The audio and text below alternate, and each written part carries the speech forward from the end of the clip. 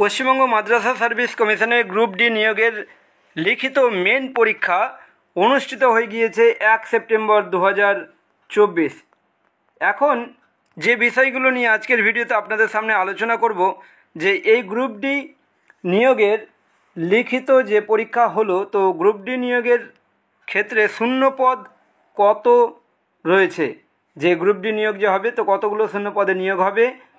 তারপর যে বিষয়টি আলোচনা করব যে ইন্টারভিউয়ে কারা ডাক পাবে, অর্থাৎ কত নম্বর পেলে ইন্টারভিউয়ে ডাক পাবে, এবং ইন্টারভিউ কবে হবে, ইন্টারভিউয়ে কতজন প্রার্থী ডাক পাবে, এবং এই যে লিখিত পরীক্ষা তার ফলাফল কবে প্রকাশিত হবে। তো আজকের ভিডিওতে এই বিষয়গুলোই আমি তুলে ধরব।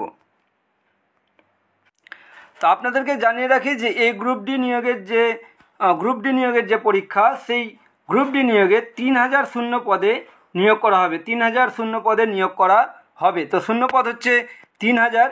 এবারে আসে যে ইন্টারভিউয়ে কারা ডাক পাবে, অর্থাৎ কত নম্বর পেলে ইন্টারভিউয়ে ডাক পাবে। তার জন্য আমি এই কলকাতা গেজেট, যেটা প্রকাশিত হয়েছিল নভেম্বর 12, 2010 সালে, সেই কলকাতা গেজেট অনুযায়ী আমি আপনাদের সামনে এই বিষয়গুলো তুলে ধরছি। দেখুন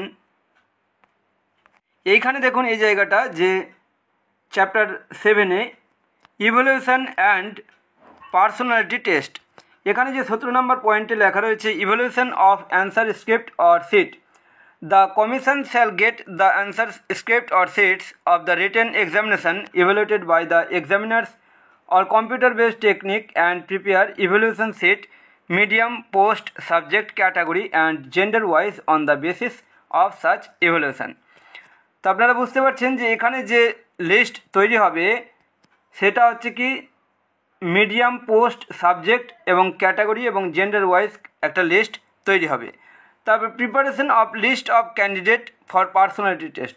পার্সোনালিটি টেস্টের ক্ষেত্রে কি, after the evaluation of the answer sheet of the written examination the commission shall prepare medium, post, subject category and gender wise list of candidate who shall qualify for personality test on the basis of marks obtained by him or her in written test and evaluation of academic and professional qualification to be calculated on the basis of statement made in regard to academic qualification by a candidate at the time of submission of the application form taken together, and also teaching experience as per schedule 2 and 3 if applicable. তো আপনাদেরকে জানিয়ে রাখি এখানে যে academic professional qualification এগুলোর কথা বলেছে, এগুলো কিন্তু গ্রুপ ডি নিয়োগের ক্ষেত্রে মানে এগুলো গ্রহণ করা হবে না, অর্থাৎ একাডেমিক কোয়ালিফিকেশান কিন্তু থাকছে না। ঠিক আছে, এখানে যে মিডিয়াম, সাবজেক্ট ক্যাটাগরি এবং জেন্ডার ওয়াইজ একটা লিস্ট তৈরি হবে পার্সোনালিটি টেস্টের জন্য। এখানে কি রয়েছে, provided that the number of qualified candidate for each category and or subject, teacher and non-teaching staff to be called for personality test in the order of merit shall not be exceeded 1.5 times of the number of actual vacancy. তাহলে আপনাদেরকে দেখায় যে 3000 যদি vacancy থাকে তো 3000 জন vacancy, সেই ক্ষেত্রে 1.5 Times মানে 3000-এর 1.5 1.5 গুণ প্রার্থীকে কিন্তু ইন্টারভিউয়ের জন্য ডাকা হবে। তাহলে সেই অনুযায়ী কত হবে, সেই অনুযায়ী হয় 4500 জন ক্যান্ডিডেট কিন্তু ইন্টারভিউয়ে ডাক পাবে। কিন্তু এক্ষেত্রে এই বিষয়টা লক্ষ্য রাখতে হবে যে কি বলা হয়েছে এখানে বলা হয়েছে provided further that if more than one candidate score same mark at the last rank or position of the list of qualified candidate, all such candidate at that position shall be called for personality test. এখানে কি বলা হলো যে যদি এরকম হয় যে cut off mark যদি 11 যায়, এবার এই 11 কাট অফ মার্কেই যদি 1000 জন যদি থেকে যায় আর তার আগে পর্যন্ত যদি থাকে 4500 জন যদি থাকে তার আগে পর্যন্ত, তাহলে কিন্তু মোট এই 5500 জন ক্যান্ডিডেট কিন্তু ইন্টারভিউয়ের ক্ষেত্রে ডাক পাবে। তাই এক্ষেত্রে আপনাদেরকে বলবো যে 4500 নয়, এইটা কিন্তু পার হয়ে যাবে 5000+ জন ক্যান্ডিডেট ইন্টারভিউয়ে ডাক পাবেন আপনারা, 5,000 প্লাস ক্যান্ডিডেট ইন্টারভিউয়ে ডাক পাবেন 3,000 ভ্যাকান্সির ক্ষেত্রে। আচ্ছা, এবারে তাহলে এই ইন্টারভিউ যে 5,000 প্লাস ক্যান্ডিডেট যে ডাক পাবেন আপনারা, তো কত নম্বর পেলে, এই লিখিত পরীক্ষায় কত নম্বর পেলে ডাক পাবেন? তো আপনাদেরকে বলি যে ইংরেজিতে নম্বর পরীক্ষায় ছিল কত, 8, এবং ম্যাথে নম্বর ছিল 7। ইংরেজিতে 8 এবং ম্যাথে 7, এই টোটাল হচ্ছে 15 নম্বরের লিখিত পরীক্ষা হয়েছে। এবার আপনাদেরকে বলি যে এখানে এই 8-এর মধ্যে যদি 6 এবং 7-এর মধ্যে যদি কেউ 5 আপনারা পান, আপনাদেরকে বলে রাখি যে যেহেতু এই পরীক্ষার যে নোটিফিকেশন তাতে কিন্তু বলা রয়েছে যে আলাদাভাবে ইংরেজি এবং ম্যাথ এই দুটো সাবজেক্টই কিন্তু পাস করতে হবে আলাদাভাবে। তাহলে এক্ষেত্রে 6 এবং 5 মোট কত হচ্ছে 11। তাই আমি আপনাদেরকে বলবো যে 11 প্লাস নম্বর যদি আপনারা পান, তাহলে কিন্তু সেক্ষেত্রে আপনারা ইন্টারভিউয়ে ডাক পাবেন। সেক্ষেত্রে কীরকম, এই যে আমি বললাম যে ইংরেজিতে 6 এবং অঙ্কতে কত 5, এই 11 প্লাস নম্বর আপনাদেরকে পেতে হবে, তাহলে কিন্তু আপনারা ইন্টারভিউতে ডাক পাবেন।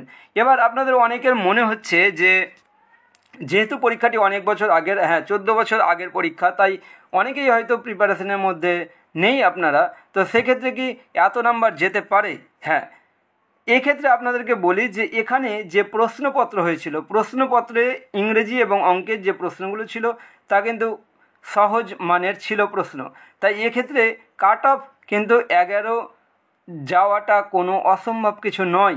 তাই এক্ষেত্রে 11 প্লাস, আমি বলবো আপনাদের যে 11 প্লাস নম্বর যদি আপনারা পান, তাহলে কিন্তু ইন্টারভিউয়ের জন্য আপনারা প্রস্তুতি শুরু করে দিন।